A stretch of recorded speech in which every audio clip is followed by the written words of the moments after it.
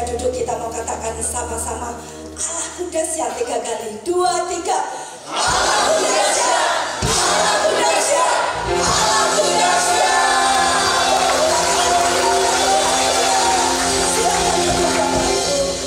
Puji nama Tuhan, kita telah menemukan kasih yang sempurna.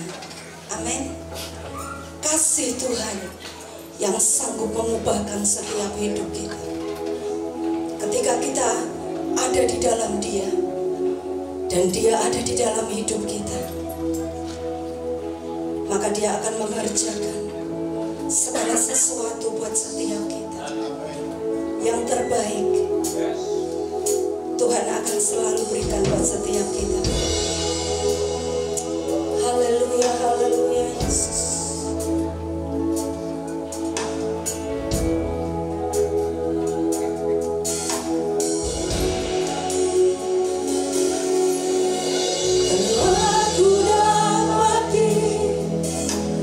Kasih yang sejati yang mampu mengubahkan hatiku.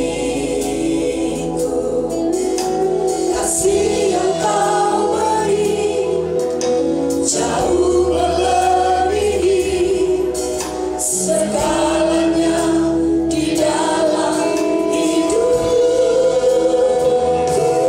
Berikan semua yang berharga, semua yang mulia, semua yang terbaik dari hidupku. Hanyalah bagimu, hanyalah untukku, hanyalah bagi kemuliaan-Mu. Naikkanlah pujian ini, Tuhan baik. Telah ku dapati kasih yang sejati yang mampu mengubahkan hatiku. Kasih yang kau beri jauh melebihi segalanya di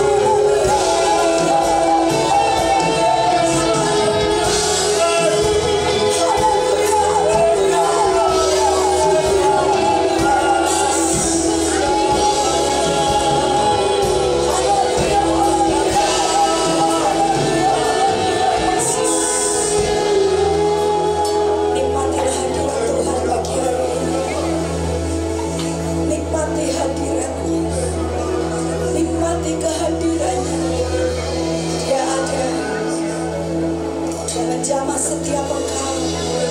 Dimanapun engkau duduk pagi hari ini, buka hatimu. Dia begitu baik, dia mengasihi setiap engkau. Yes, terus rasakan hadiratnya mengalir. Terus rasakan hadiratnya mengalir pagi hari ini. Ya Rama, ya Rama, ya Rama, ya Rama, ya Rama, ya Rama.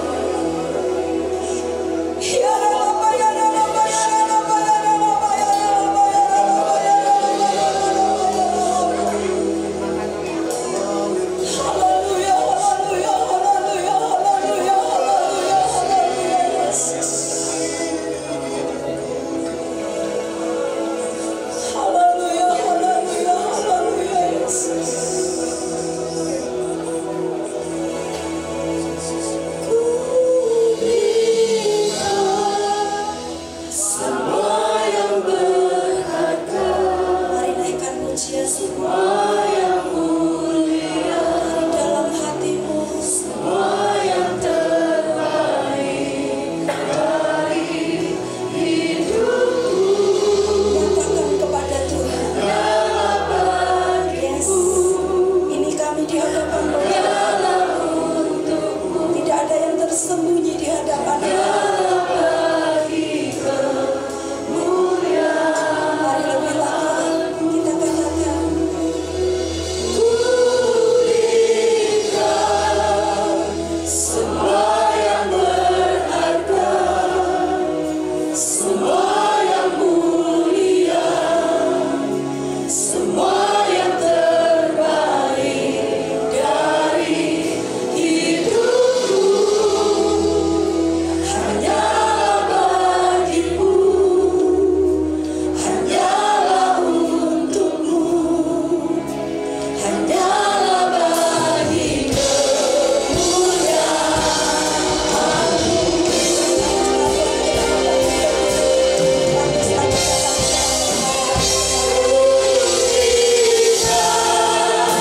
semua yang berharga, semua yang mulia, semua yang terbaik dari hidupku. Hanyalah bagimu, hanyalah untukmu, hanyalah bagi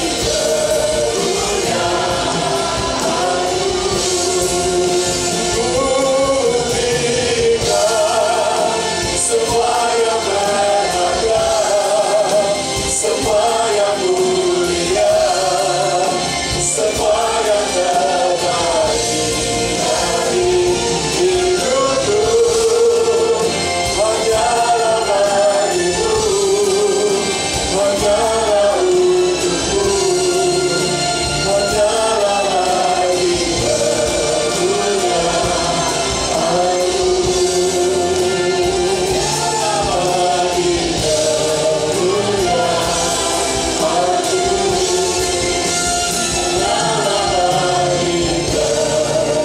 hanyalah bagi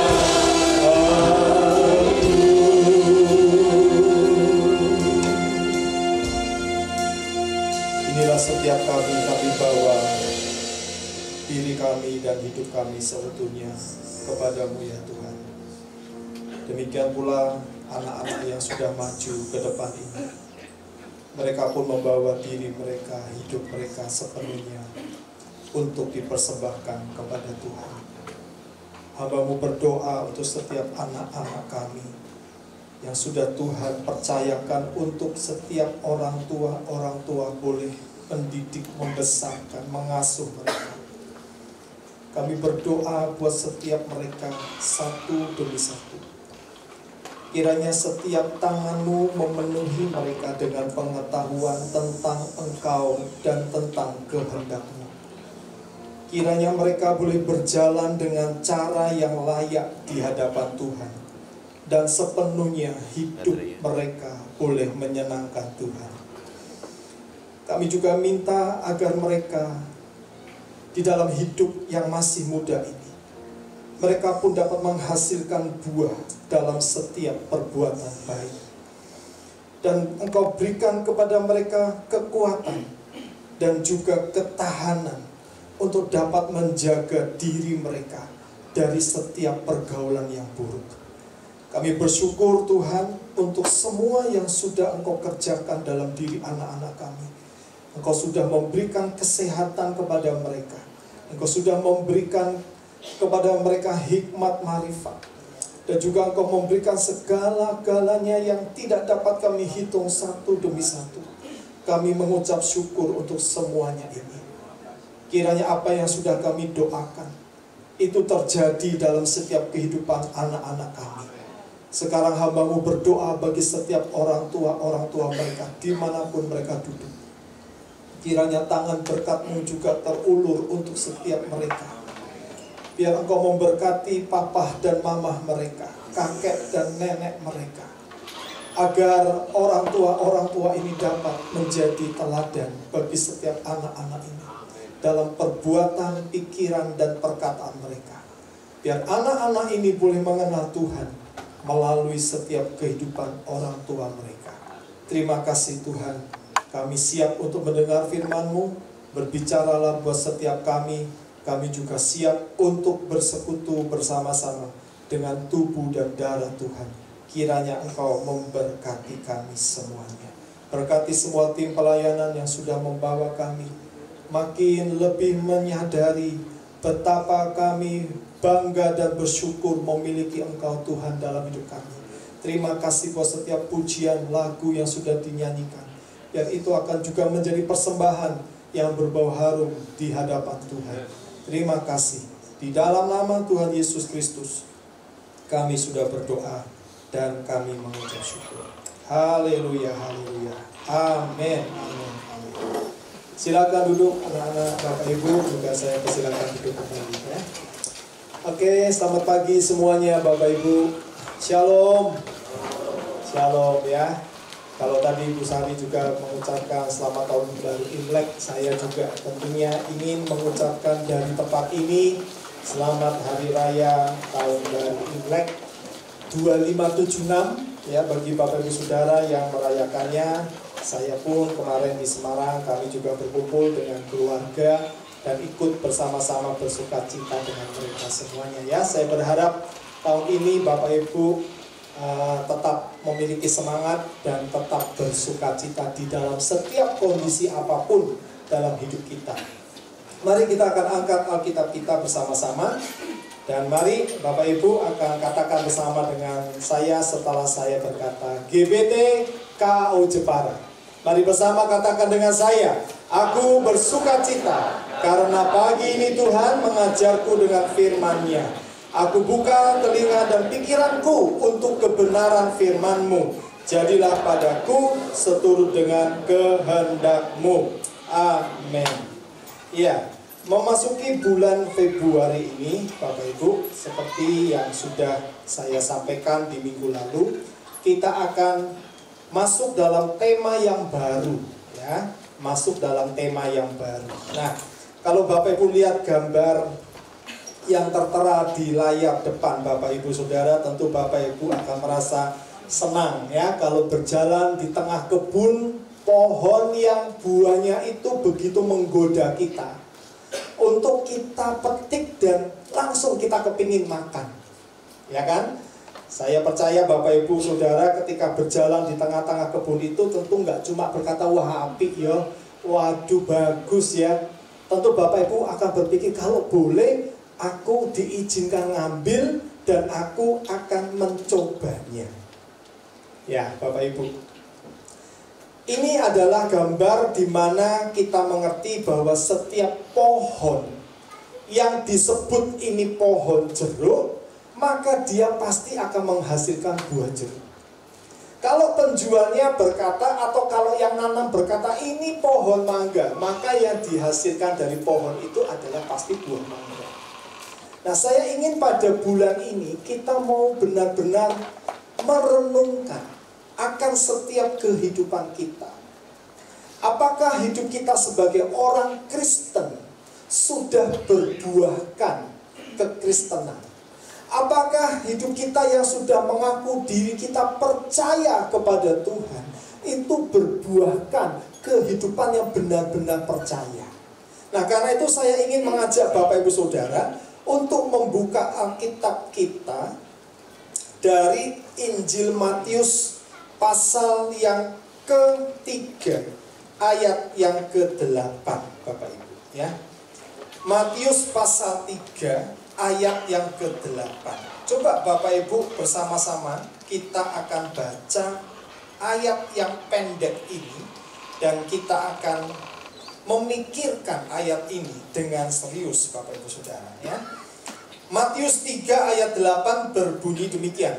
Jadi hasilkanlah buah yang sesuai dengan pertobatan.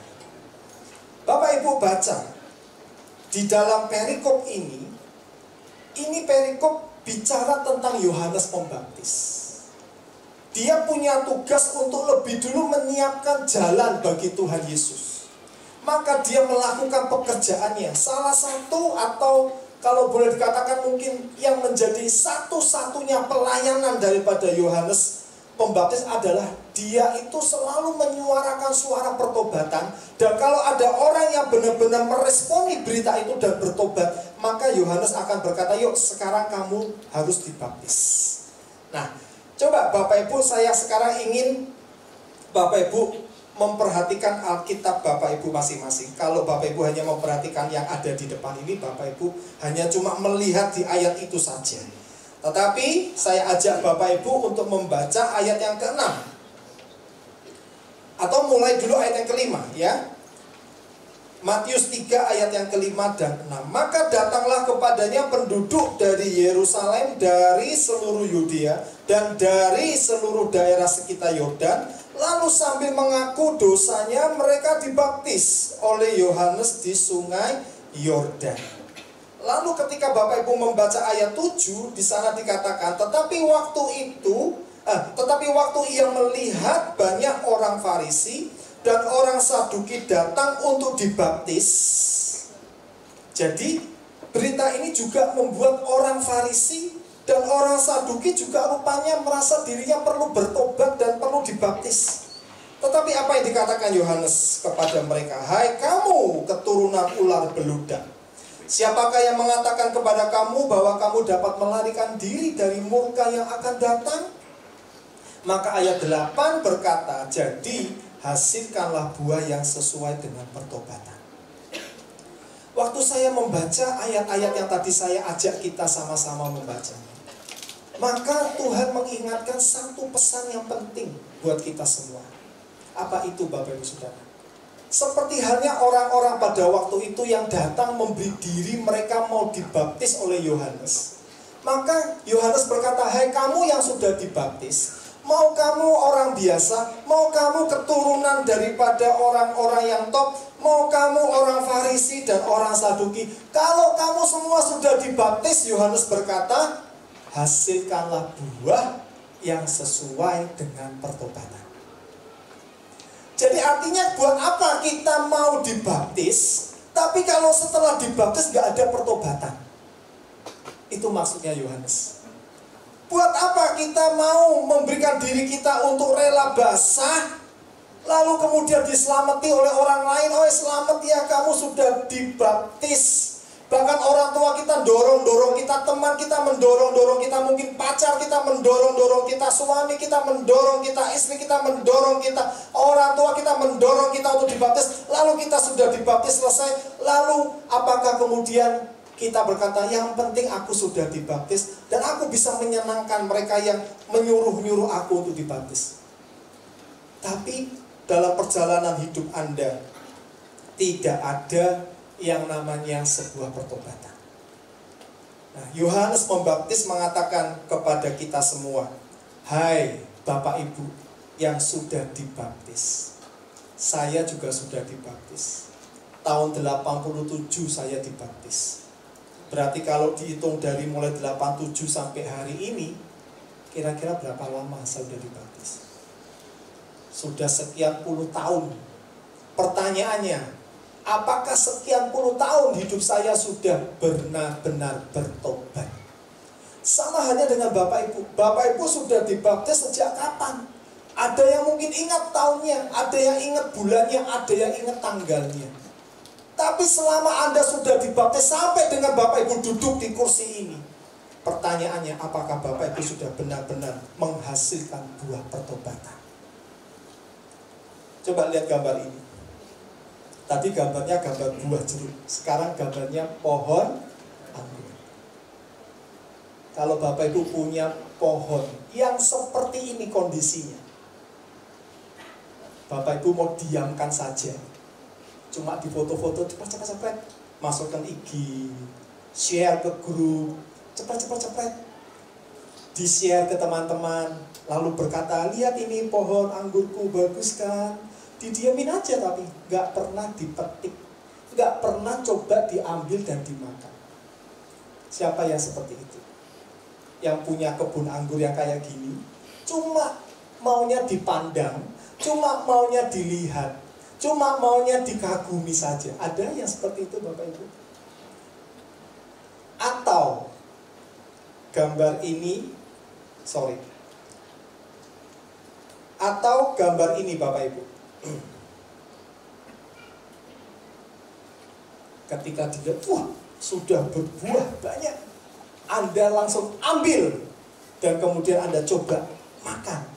Dan kalau manis, maka Bapak Ibu berkata kepada teman-teman Bapak Ibu, ayo datang, cobain ini, buah anggurku, pasti kamu suka. Siapa yang seperti itu kira-kira? Saya, kalau punya. Ya, kalau punya pohon anggur seperti itu, saya pasti akan petik dan saya akan makan lebih dulu, lalu saya akan sampaikan ke teman-teman. Yuk datang ke kebun anggurku. Yuk kita mau nikmati sama-sama, manis loh. Kira-kira seperti itu Bapak Ibu. Ya, kira-kira seperti itulah yang Tuhan ingin. Kalau kita sudah dibaptis, Tuhan ingin ada sesuatu yang bisa dinikmati dari hidup kita. Nah, minggu ini Bapak Ibu, kita mau belajar sebuah tema atau judul khotbah yang bicara tentang buah yang sama dengan Yesus. Apa itu buah yang sama dengan Yesus? Yohanes 15 ayat 1 berkata, mari kita akan buka Alkitab kita, karena sepanjang bulan ini Bapak Ibu kita akan membahas Yohanes pasal yang ke-15 ayat 1 sampai yang ke-8 ya. Jadi minggu demi minggu nanti kita akan bahas dari Yohanes pasal 15 ayat 1 sampai 8. Tapi hari ini kita mau bahas ayat 1 lebih dulu. Nah, Yohanes 15 ayat 1 berkata apa? Akulah pokok anggur yang benar dan Bapakulah pengusahanya. Akulah pokok anggur yang benar dan Bapakulah pengusahanya. Jadi Tuhan Yesus berkata dirinya adalah pokok anggur yang benar. Atau dalam bahasa yang lain dikatakan dirinya itu pohon anggur yang sejati. Nah, tujuannya apa? Kita ini bicara tentang buah yang sama dengan Yesus.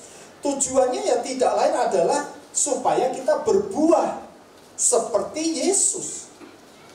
Kalau Yesus berkata dirinya adalah pohon anggur yang benar, pokok anggur yang benar, maka kita yang percaya kepadanya, kita juga diminta berbuah anggur, berbuah yang sama seperti Yesus.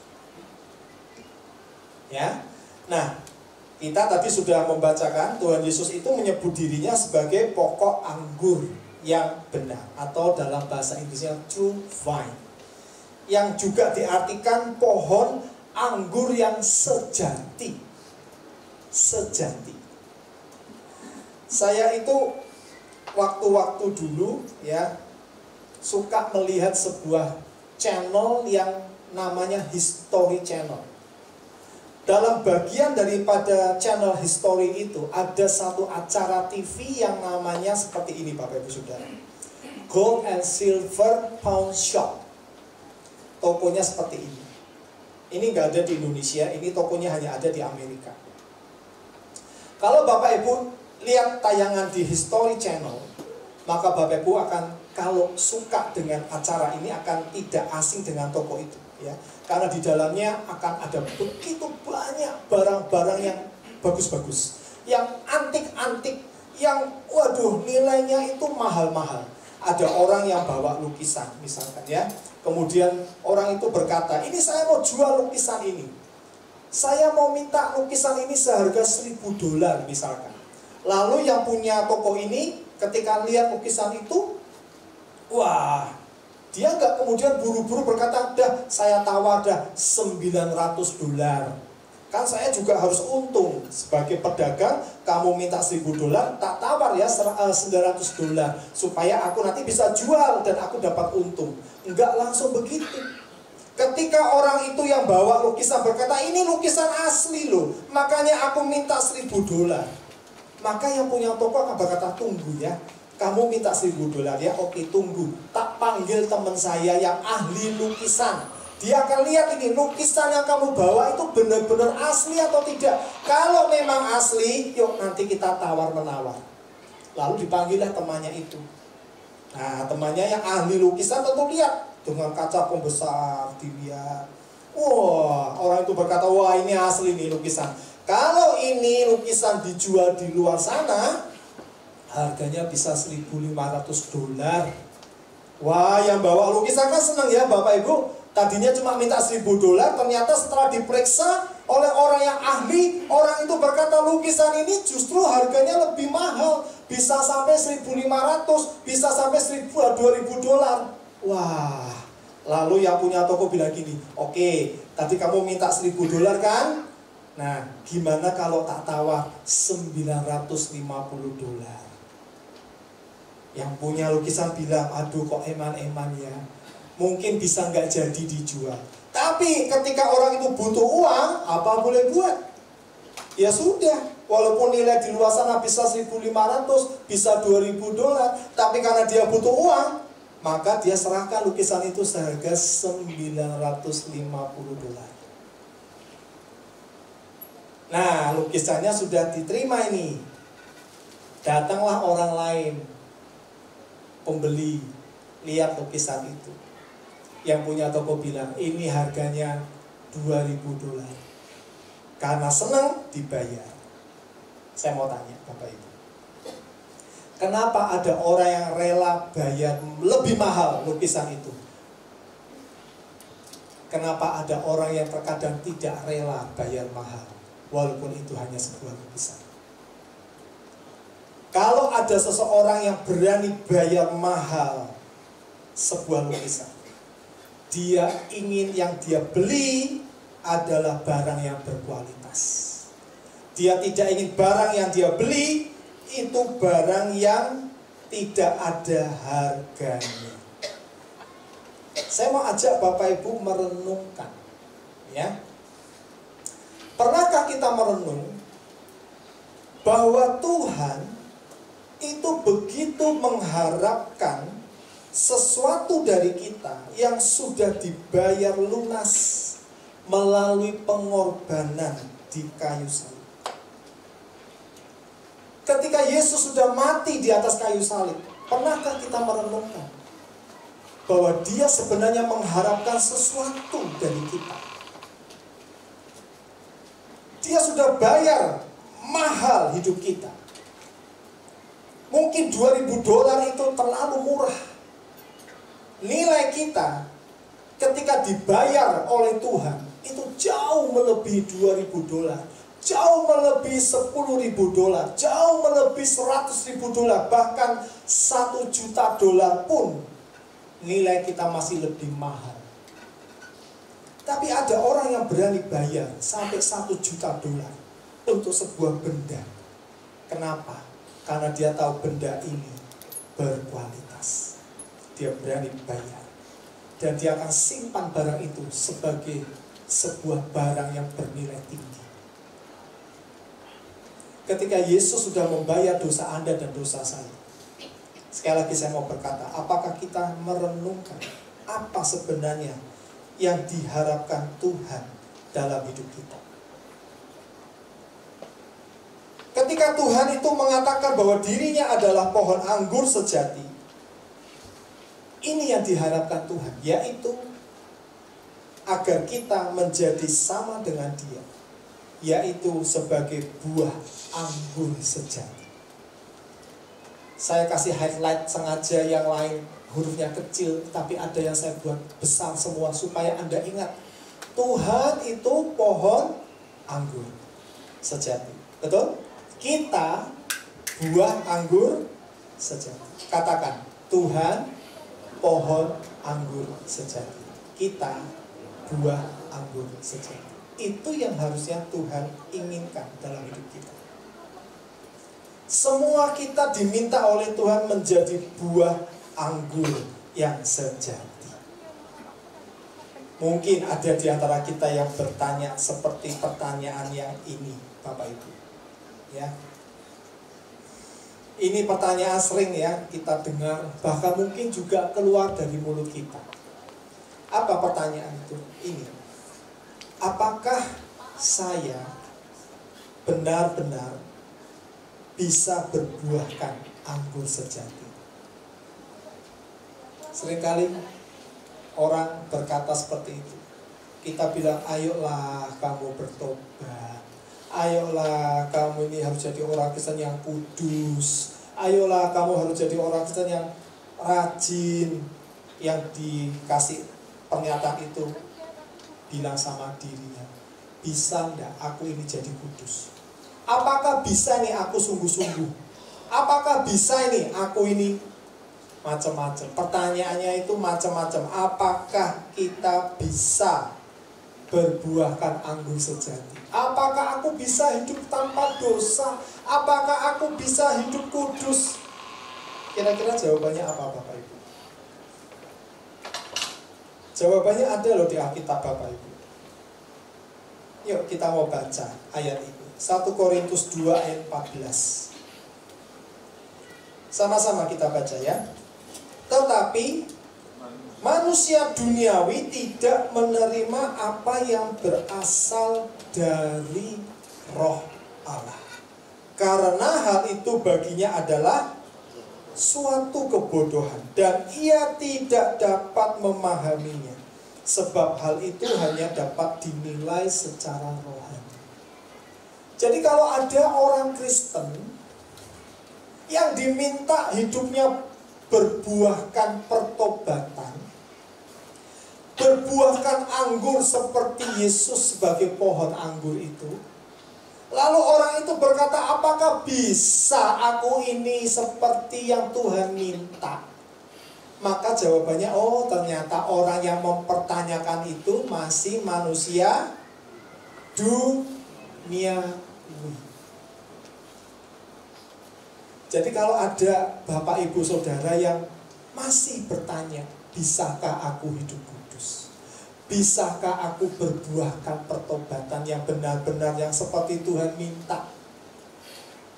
Coba Bapak Ibu harus cek, jangan-jangan aku yang ngomong gitu, jangan-jangan aku ini masih manusia duniawi. Jangan-jangan aku ini masih manusia duniawi walaupun ke gereja. Walaupun mungkin kita pelayanan, tapi jangan-jangan aku ini masih manusia duniawi karena aku masih bertanya, bisa enggak ya aku kudus tadi yang saya bilang. Nah, saya ingin Bapak Ibu melihat kata ini ya, menerima.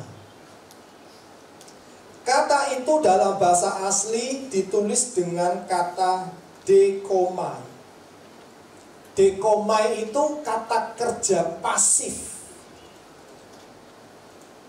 Kalau disebut kata kerja pasif berarti yang nggak gerak, diem aja. Namanya pasif.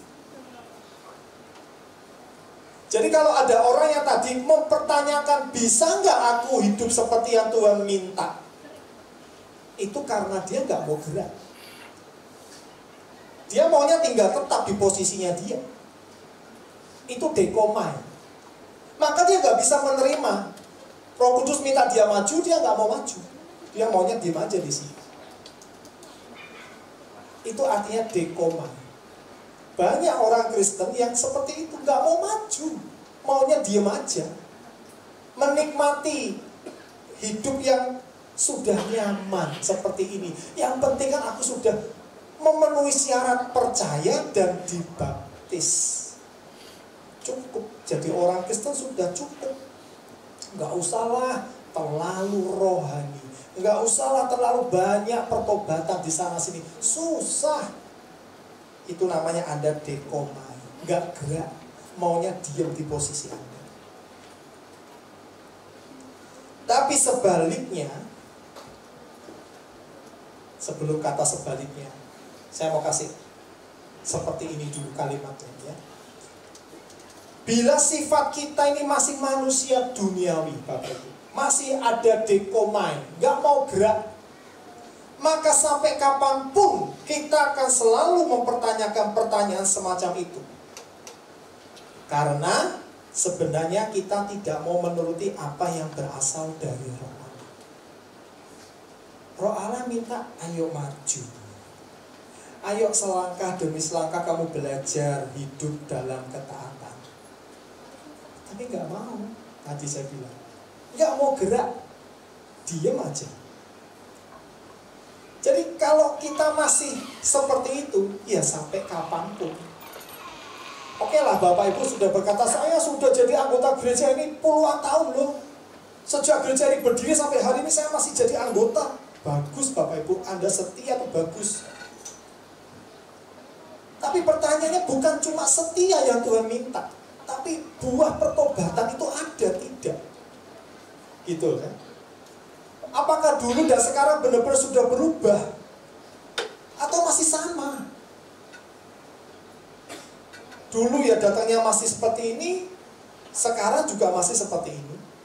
Dulu sekarangnya masih seperti itu, ya sekarang juga masih seperti itu. Sampai kapanpun kita akan selalu mempertanyakan, karena sebenarnya kita tidak mau menuruti apa yang berasal dari Roh Allah. Tapi sebaliknya, manusia rohani akan selalu menuruti apa yang berasal dari Roh Allah. Ayat ini 1 Korintus 2 ayat 12 berkata, kita tidak menerima roh dunia, tetapi kita menerima roh yang berasal dari Allah, supaya kita tahu apa yang dikaruniakan Allah kepada kita. Lihat, ada kata yang sama menerima dalam bahasa Indonesia, tetapi ditulis dalam bahasa Yunani yang berbeda. Tadi kata yang pertama itu ditulis dengan kata dekomai, tapi yang kedua lambano. Sama-sama artinya menerima. Kalau Bapak Ibu hanya baca Alkitab menerima, apa bedanya? Nggak ada bedanya. Tapi dari bahasa aslinya beda. Dekomai tadi pasif, nggak bergerak. Tapi lambano itu kata kerja agresif, aktif. Wow, sudah agresif, aktif. Itu artinya ketika seseorang menerima, dia akan segera melakukannya. Ketika dia menerima, dia akan segera melakukannya. Ayat ini berkata, kamu tidak menerima roh dunia. Dunia mau tawarkan sesuatu, dia tolak. Enggak. Tapi ketika Roh Allah berikan sesuatu, dia ambil, dia kerjakan. Tapi sebaliknya, kalau manusia duniawi, Tuhan kasih sesuatu, nggak mau terima, tapi roh dunia dikerjakan. Itu manusia duniawi. Bedanya di situ Bapak Ibu. Yang seharusnya kita pasif malah aktif, yang harusnya kita aktif malah jadi pasif. Tapi lambano ini, itu seperti hanya seorang prajurit diberi perintah oleh atasannya, laksanakan. Maka prajurit itu berkata, siap, laksanakan. Itu artinya lambano. Dia mengerjakan dengan agresif. Ini yang Tuhan minta. Jadi orang Kristen itu harus aktif, agresif. Ketika Tuhan bilang bertobat, kita bilang, ya Tuhan, aku mau bertobat. Aku mau kerjakan apa yang kau minta. Karena itu dalam Yohanes 8 ayat 47 berkata, barang siapa berasal dari Allah, ia mendengarkan firman Allah. Itulah sebabnya kamu tidak mendengarkannya, karena kamu tidak berasal dari Allah. Tuhan Yesus bilang, kalau kamu berasal dari Allah, kamu mendengarkan firman Allah. Itu artinya kamu akan agresif, kamu akan responsif, kamu akan menerima, kamu akan mengerti. Banyak orang di ke gereja itu mendengar firman, tapi sedikit yang mendengarkan firman. Semua mendengar firman, tapi tidak semuanya mendengarkan firman. Ya, Bapak Ibu mendengar suara saya, Bapak Ibu mendengar ini jam firman, tapi tidak semuanya mendengarkan firman. Tuhan Yesus memberikan sebuah hal yang kita diminta untuk mengerti. Ya, semakin sering kita gagal untuk melakukan, berarti kita sering tidak mendengarkan dan tidak menghormati siapa yang ada di depan kita. Karena pada dasarnya Bapak Ibu, ketika ayat itu berkata, barang siapa berasal dari Allah, ia mendengarkan firman Allah. Mendengarkan itu dalam kalimat atau dalam terjemahan yang lain punya arti mengerti. Ngerti firman. Oh, firman maunya aku seperti ini, oke. Kalau firman mintanya aku seperti ini, oke, aku akan melakukan. Tapi terkadang kita gagal. Terkadang kita tidak melakukan, berarti kita tidak mendengarkan dan tidak menghormati siapa yang sedang bicara di depan kita. Contoh ya Bapak Ibu, seringkali suami istri itu ketika berkomunikasi, suami bilang sama istrinya, "Ma, aku pesan ya ini." Istrinya pasti mendengar suara daripada suaminya. Tapi ketika suaminya pulang, suaminya mendapati istrinya tidak melakukan yang dipesankan oleh suaminya. Saya mau tanya, dia mendengar tapi tidak mendengarkan, betul?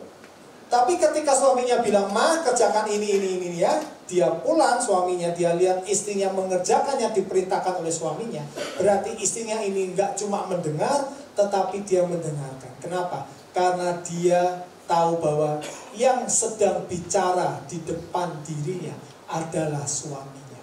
Maka dia harus menghormati apa yang dikatakan oleh suaminya. Seperti itulah kita dengan Tuhan. Kalau setiap saat kita mendengar firman, tapi sering kita gagal dalam mempraktekkan firman, itu artinya kita tidak menghormati dan tidak mendengarkan apa yang ada di depan kita. Lihat ini Bapak Ibu Saudara. Ternyata Tuhan Yesus itu memberikan contoh bagaimana dirinya mendengarkan dan menghormati Bapa.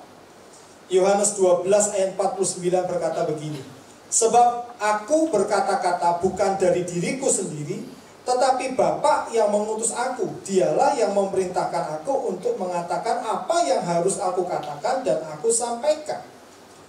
Semua yang disampaikan Tuhan itu berasal daripada Bapa. Semua yang Yesus katakan selama dia di dalam dunia ini, dia nggak pernah berani kalau nggak disuruh oleh Bapa ngomong. Kalau Bapa nyuruh dia ngomong, baru dia ngomong. Selama Yesus ada di bumi, karena dia tahu dirinya ini ada di bawah otoritas Bapa selama di bumi. Walaupun dia ini Allah, sama-sama, setara, tapi dia mengosongkan dirinya. Dia harus submit sama Bapa di surga. Bapa ngomong apa, dia dengar, dia lakukan. Bapa ngomong apa, dia dengar, dia lakukan. Dia menghormati Bapa. Maka dia bilang, "Aku berkata-kata bukan dari diriku sendiri, tapi Bapa yang mengutus aku."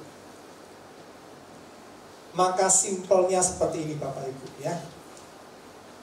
Bila, sama-sama yang kita baca, bila kita ingin berbuahkan anggur dari pohon anggur sejati, yaitu Yesus, maka kita harus menempatkan diri kita dengan benar. Apa itu? Mendengarkan firman dan menghormati firman. Itu aja simpelnya. Selama kita nggak pernah mendengarkan firman, menghormati firman, ya selamanya kita nggak akan bisa berbuahkan anggur. Karena Yesus sudah memberi contoh tadi, dia mendengarkan apa yang Bapa katakan dan dia menghormati Bapa dengan dia mengerjakan seperti yang Bapa nyuruh.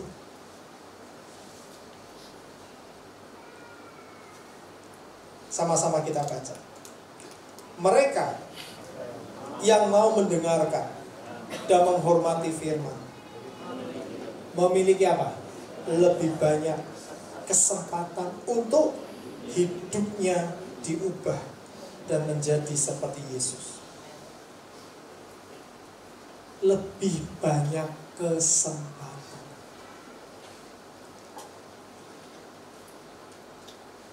Beberapa hari yang lalu di Amerika, ya, atau kemarin, lusa mungkin ya, berturut-turut terjadi kecelakaan pesawat terbang. Siapa yang nyangka, yang ada di dalam pesawat terbang yang ditabrak oleh Black Hawk itu adalah mereka yang masih remaja-remaja. Mereka atlet skating, semuanya meninggal. Masih muda-muda, saya punya gambarnya Bapak Ibu. Laki, perempuan, waktu mau berangkat, wah mereka tertawa-tawa. Siapa yang nyangka, sebentar lagi landing loh, ditabrak, meledak, mati semua. Hidup kita nggak ada yang tahu.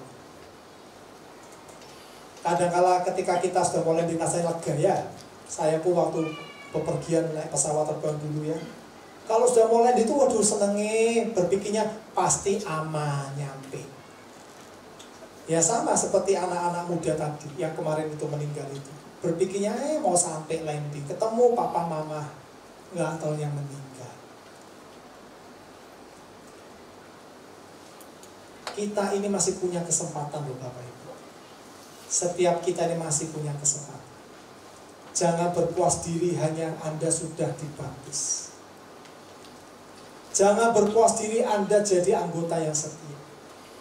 Tapi Anda harus tahu yang Tuhan minta dari hidupku adalah aku harus berbuah seperti Yesus. Kalau Yesus itu menghormati Bapa, mendengarkan apa yang Bapa minta, aku sekarang harus juga mendengarkan dan menghormati firman.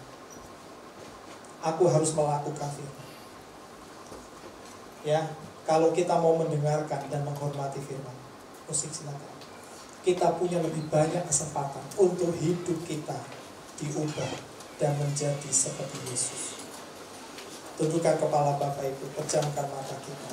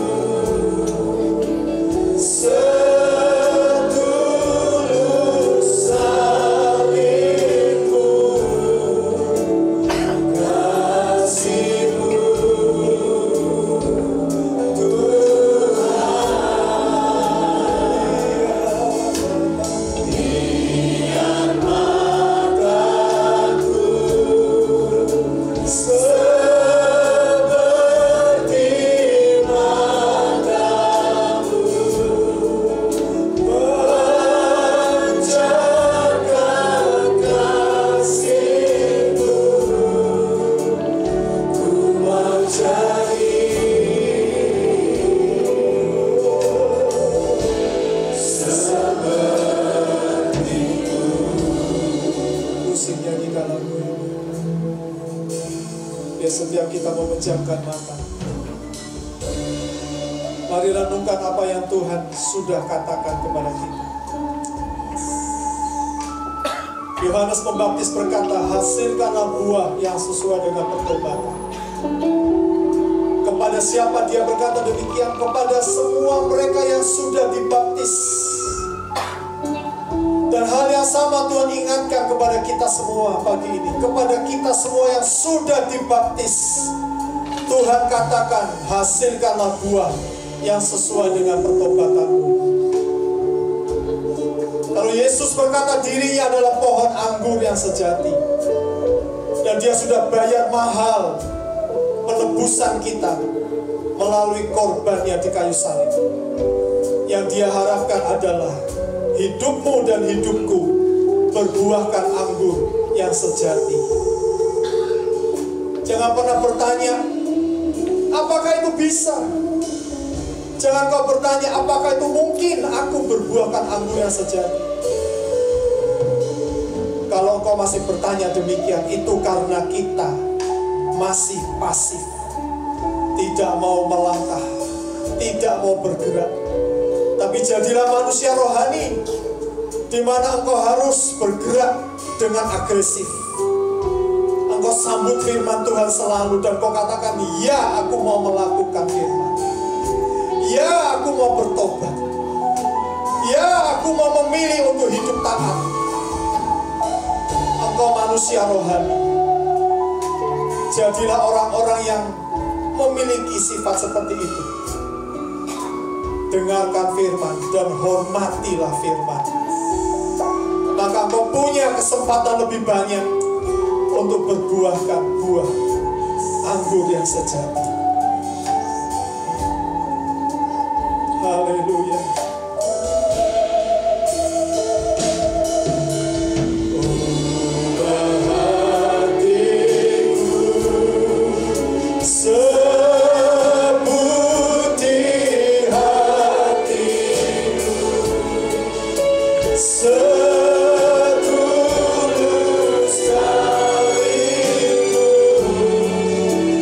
God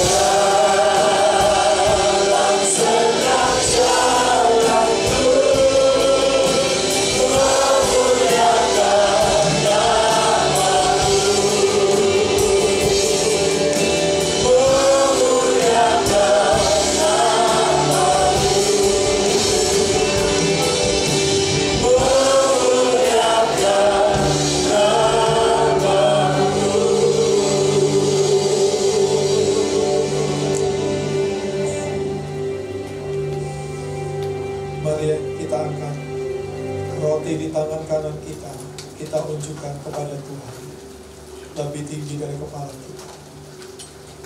Ini adalah bukti bahwa Dia sudah membayar harga penebusan kita dengan lunas. Dia bayar itu dengan tubuhnya di atas kayu salib. Dipecah-pecahkannya tubuhnya, dihancurkannya tubuhnya, untuk membuat kita menjadi seperti Dia. Karena itu Bapak Ibu, jadilah manusia rohani. Jangan terus menjadi dirimu sebagai manusia dunia. Tuhan mengharapkan buah pertobatanmu.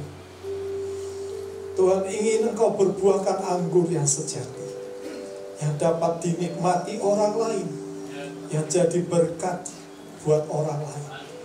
Biar perkataanmu manis, tindakanmu manis, pikiranmu manis, jadi berkat bagi orang lain.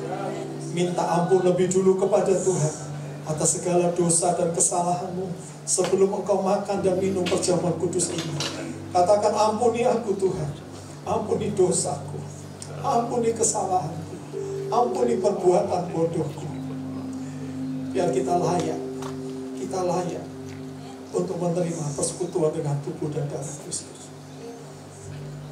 Jemaat yang dikasihi oleh Tuhan, dengarkan firman Tuhan. Bukankah roti yang kita pecah-pecahkan adalah persekutuan dengan tubuh Tuhan kita Yesus Kristus? Amin. Kita mau makan dengan iman dalam nama Tuhan Yesus Kristus.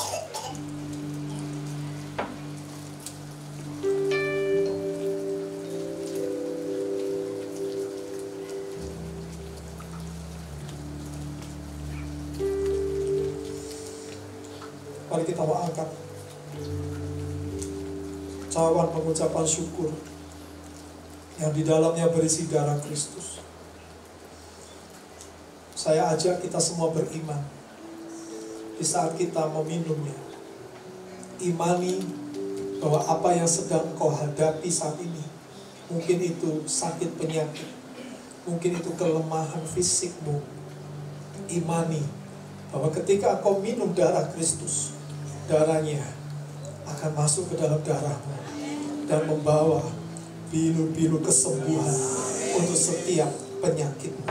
Apapun itu, percaya, tidak ada yang mustahil bagi Tuhan. Tidak ada yang mustahil bagi orang yang percaya. Dengarkan firman Tuhan, jemaatnya dikasihi oleh Tuhan. Bukankah cawan pengucapan syukur yang atasnya kita ucapkan syukur adalah persekutuan dengan darah Tuhan kita Yesus Kristus? Amin. Mari kita mau minum dengan iman di dalam nama Tuhan Yesus Kristus. Ku mau seperti-Mu Yesus, disempurnakan selalu dalam segala jalanku, memuliakan dalam segala jalanku,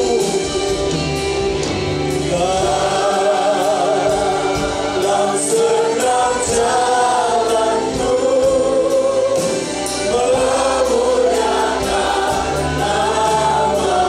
Sekali lagi, dalam segenap jalanku, dalam segenap jalanku, memuliakan nama-Mu.